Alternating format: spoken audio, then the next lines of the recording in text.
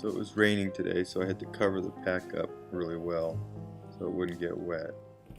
There's a little flap right there that covers the discharge cables. So I had that all covered up and it got hot. So on my way home, after, fortunately pretty close to home, the system just cut out. I didn't know what happened. And when I tried to charge it, I could tell that I couldn't unplug the discharge. So here I'm trying to, normally this just pulls right out. So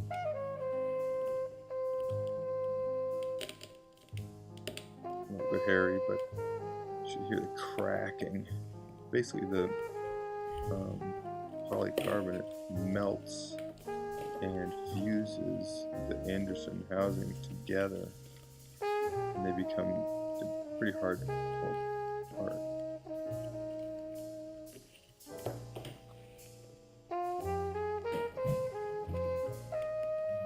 I'm not sure how many are fused together.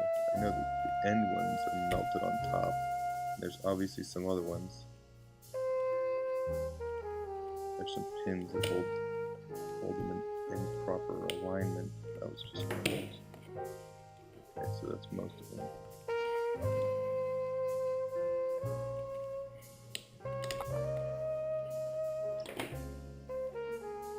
I've never had them melt so bad that they short.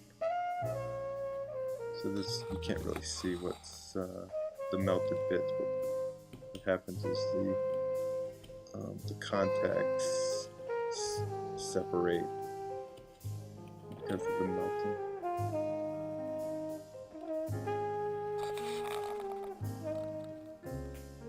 So I've removed the pack side Powerpoles and I'm going to replace those.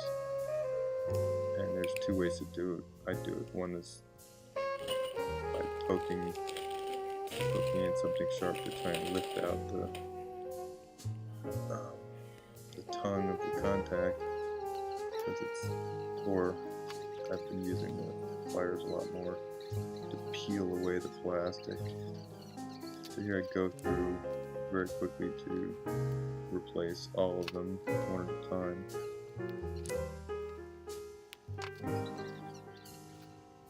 And the new ones just slip right on. I mean, if I had to force them really hard, I'd know that, you know, it'd make more sense if they were melting, because the contacts would be touching the housing. So now I'm working on the discharge cable, which is basically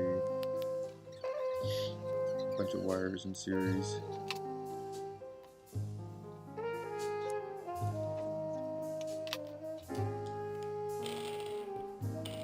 Those are the trashed housings, and I've got only a couple left now. The 4mm bullets are gonna come in a couple days, so I can build a new pack with those, and hopefully I'll be bulk charging as well, so I won't have to be continuously plugging and unplugging this thing. So it fits nice.